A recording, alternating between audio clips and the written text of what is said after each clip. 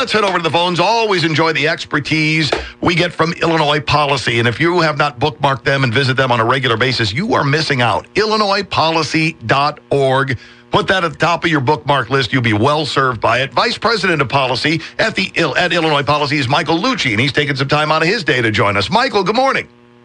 Good morning. Thanks for having me on. Thanks for taking time out of your day to be on with us. I got a note from Melanie with Illinois Policy. She's your manager of media relations, and pointed out that you and I had talked a couple of weeks ago about mass out-migration from Illinois. And you've got a bunch of people throwing their theories out. First off, saying, oh, it's not as bad as you hear. It's just retirees heading for the Sun Belt.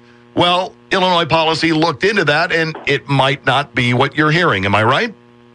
That's right. The narrative that it's retirees moving to the Sun Belt is not the explanation. The explanation is that the number one group leaving Illinois are young workers and students.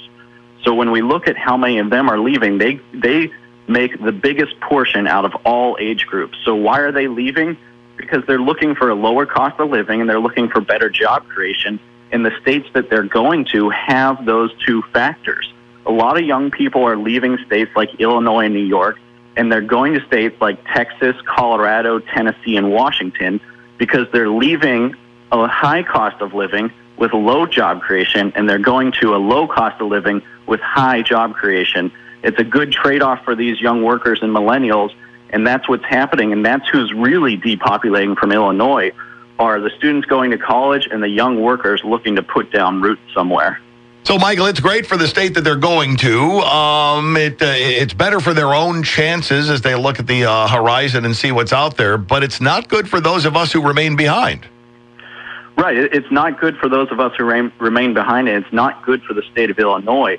When you have the young generation just opting out of the state, the rate that's happening in Illinois, it's very scary. I mean, it's very frightening. These folks probably will not come back. When the students go away, they're more likely to find a job in another state. When job seekers go away, they're more likely to put roots down in a place like Dallas, Texas.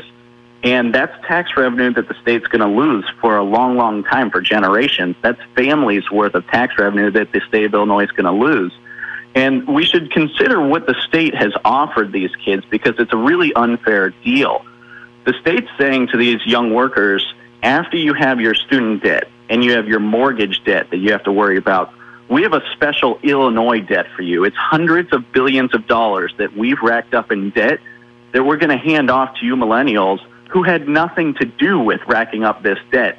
So it's a very unfair deal that we're presenting to them, and it makes complete sense that they vote with their feet to go to a place with better job creation, a lower cost of living, and not so much debt that the state government is hoisting upon them. And, Michael, it isn't always just people heading out to the Sun Belt either. You got people who are just hopping across the border into Wisconsin. They're going down to Indiana. They're popping over to Iowa. Yeah, Illinois loses population to all of those states. Illinois loses millennials to all of our bordering states for the same exact reason.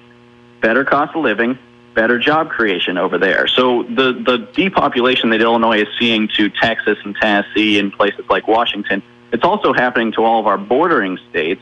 And so those are the states that are winning on these population fights, and Illinois is the state that's losing. And again, it's integral. It's imperative that policymakers look at this problem and say, hey, the next generation is opting out of this state. We got to change some things because these younger folks don't think Illinois is a good deal for them. And if we don't keep them, there's not going to be any solution to our financial problems. Michael, I can remember talking to somebody not all that long ago who had a college-age student. That college-age student wound up, I believe, heading down to Indiana to go to school. And it wasn't really because I need to get out of Illinois. Oh, well, look at the debt that's on the horizon and all that. But it was the soaring cost of the tuition here in Illinois compared to other states. That's right. So the University of Illinois' tuition has been going up significantly. University of Illinois' Illinois-based student body has been shrinking. It's been being replaced by foreigners and folks from other states.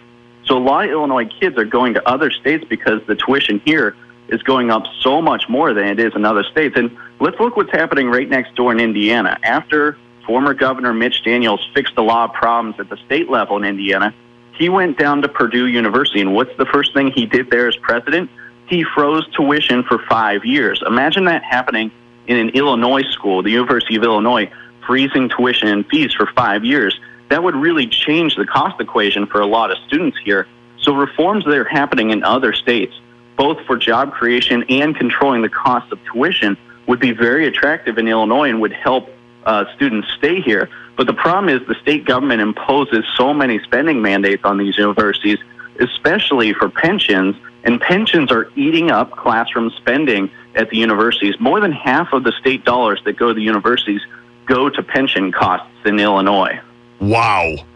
More than half.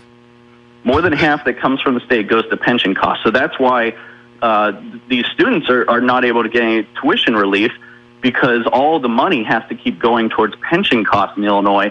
And the state money that goes to universities, whatever has been getting out, the majority of that is eaten up by pension costs, which is a program that the state is imposing on these universities. Absolutely crazy. We're spending time with Michael Lucci with Illinois Policy, illinoispolicy.org. So, yeah, this out-migration crisis that we have going on, it's the young, it's the old, it's pretty much everybody in between. But where do we stand on the overall? Are we the biggest net loser of potential taxpayers' independence, or are we, at the number 2 spot? We're at the number 2 spot to New York when we look at how many we lose to other states. But when you factor in international immigration, New York does better with international. So Illinois is shrinking faster than any other state. And it's because we're losing so many people to other states.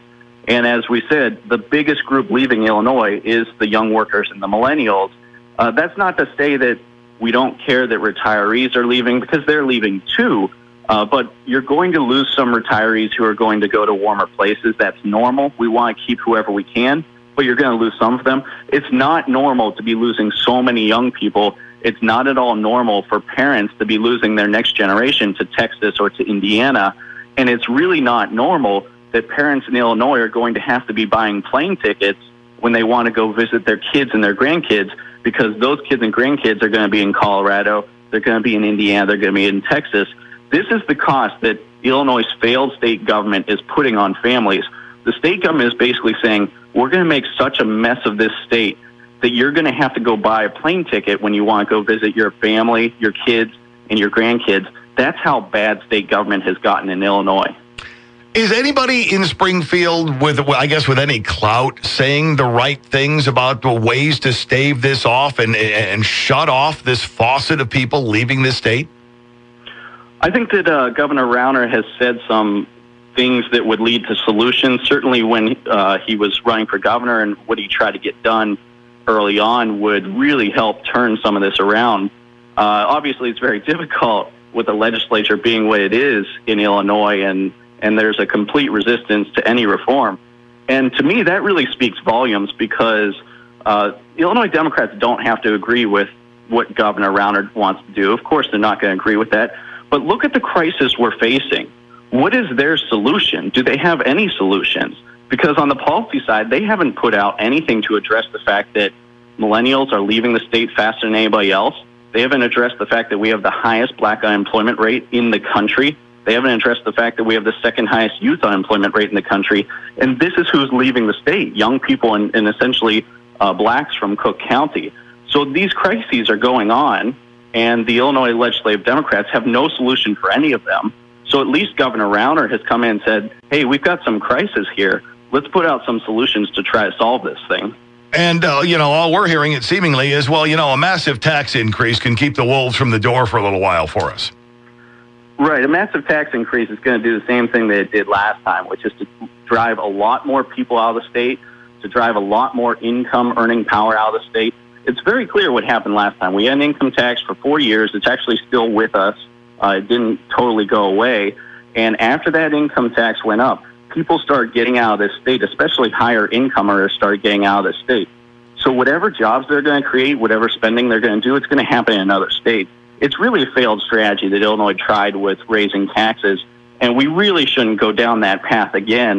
We need to reform spending, especially since if you keep giving politicians more money, they're going to keep finding ways to spend it. So taxpayers in Illinois should demand spending reforms before anybody talks about raising taxes again. Unfortunately, the legislature only talks about taxing and spending more. you never hear them talking about spending reforms. Oh, no. Other than pejoratively. Yeah, you're not going to. He's the Vice President of Policy at Illinois Policy. He's Michael Lucci. Michael, thanks a lot for taking time out of your day for us. We really appreciate it as always. Thank you for having me. Have a good one.